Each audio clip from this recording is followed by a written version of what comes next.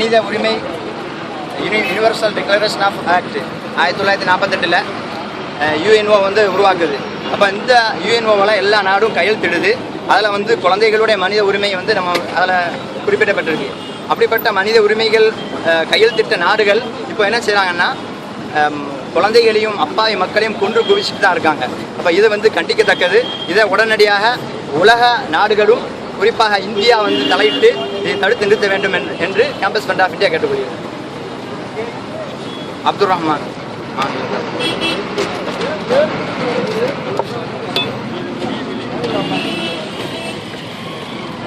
கண்டிக்கின்றோம் கண்டிக்கின்றோம் கண்டிக்கின்றோம் கண்டிக்கின்றோம் உலக ரவுடி அமெரிக்காவின்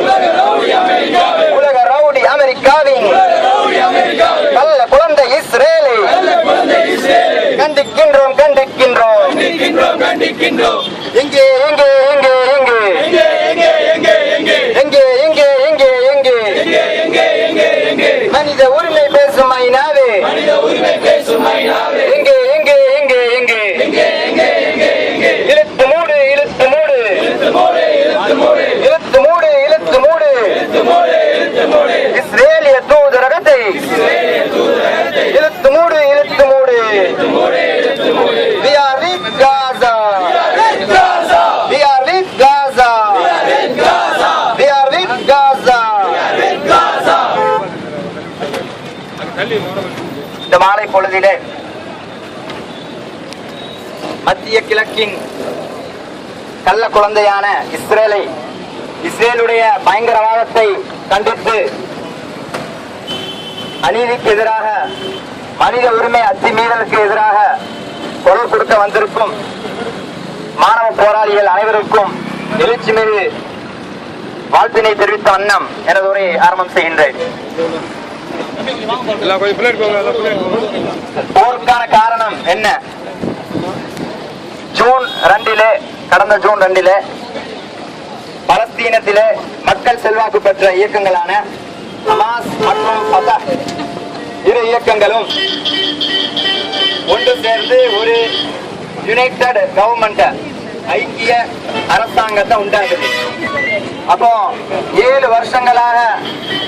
கடந்த 7 வருஷங்களாக தனக்குள்ளே சண்டையிட்டுக் கொண்டிருந்த 2 இயக்கங்கள் ஒற்றுமை என்னும் கயிற்றை பற்றி பிடிக்கும் போது மத்திய கிழக்கில் குறிப்பாக பலஸ்தீனத்தில் கள்ளத்தனமாக குடியேறிக் கொண்டிருக்கும் இஸ்ரேலுக்கு ஒரு கவலை.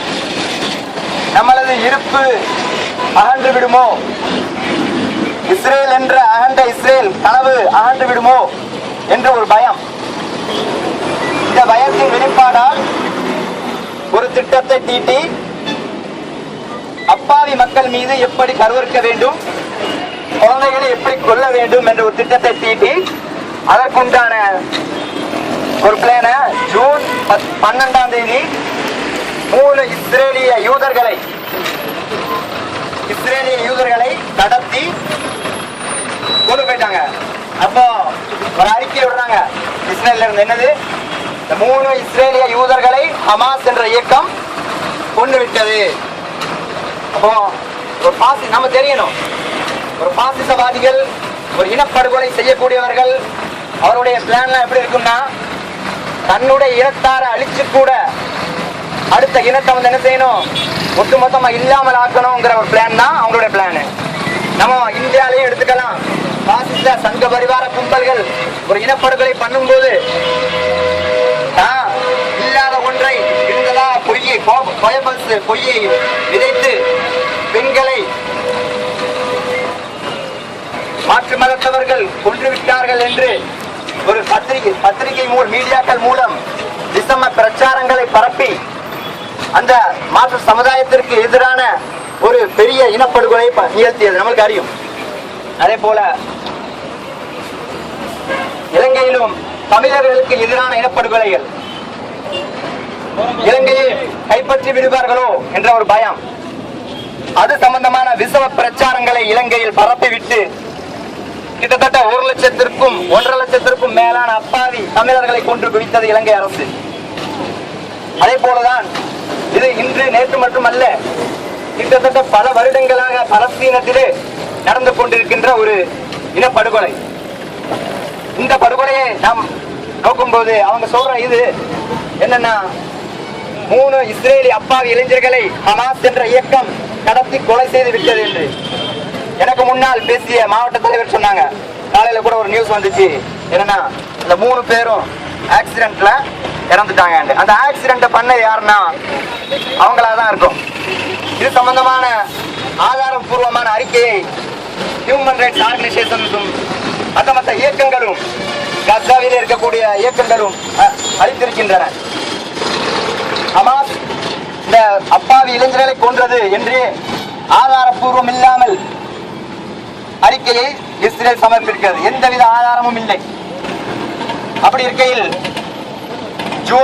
ஜூலை 2 அமெரிக்கா குடியுரிமை பெற்ற ஒரு பலஸ்தீன சிறுவன், ஒரு 15 வயது மாணவன், பச்சிளம் மாணவன், அந்த மாணவனை கொடிய பயங்கரவாத இஸ்ரேல் சித்திரவதை பண்ணி எரிச்சி சாம்பலாக்கி அவங்களோட உடம்ப வந்து அனுப்பி வச்சாங்க.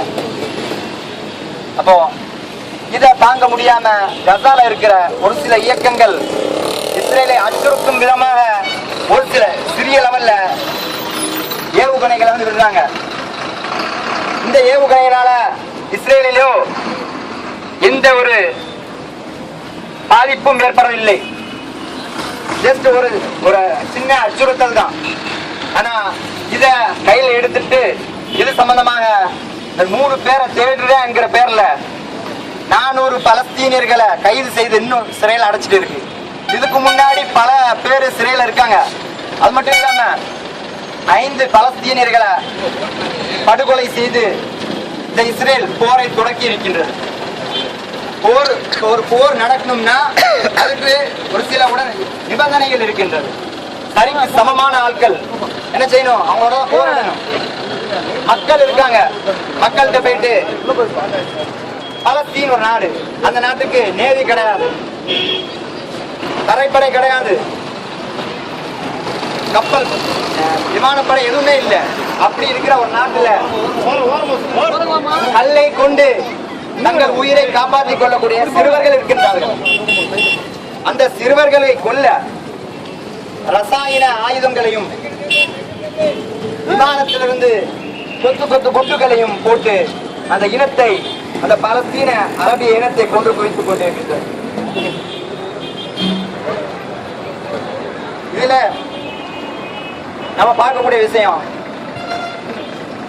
யுனைடெட் நேஷன் என்ன செஞ்சிருக்கு? ஐக்கிய நாடுகள் சபை 1948 2 உலகப் போர்கள் நடந்து, அதுக்கு முன்னாடி 2 உலகப் போர்கள் நடந்து முடிஞ்சு பல மக்களை இழந்து இந்த உலகம் தவித்துக் கொண்டிருக்கிற வேளையிலே ஒரு சில மனிதாபிமானம் உள்ள மக்களால் யுனைடெட் ஆர்கனைசேஷன்ல யுனிவர்சல் டிக்ளரேஷன் ஆஃப் ஆக்ட் 1948 சர்வதேச மனித உரிமை பிரகடனம் என்ன செய்றாங்க? உருவாக்குறாங்க. அந்த மனித உரிமை பிரகடனத்துல எல்லா நாடுகளும் என்ன செய்து கையெழுத்திடுது. அந்த அதுல ஒருத்தர் வாழ்றதுக்கும் இதோட நோக்கம் என்ன? இந்த மனித உரிமை பிரகடனத்தோட நோக்கம் என்ன? 2 வேர்ல்டு வார், 2 உலகப் போர் நடந்து முடிந்து விட்டது. பல மக்களை இழந்து விட்டோம். இன்னும் மக்களை இழக்க மாட்டோம்.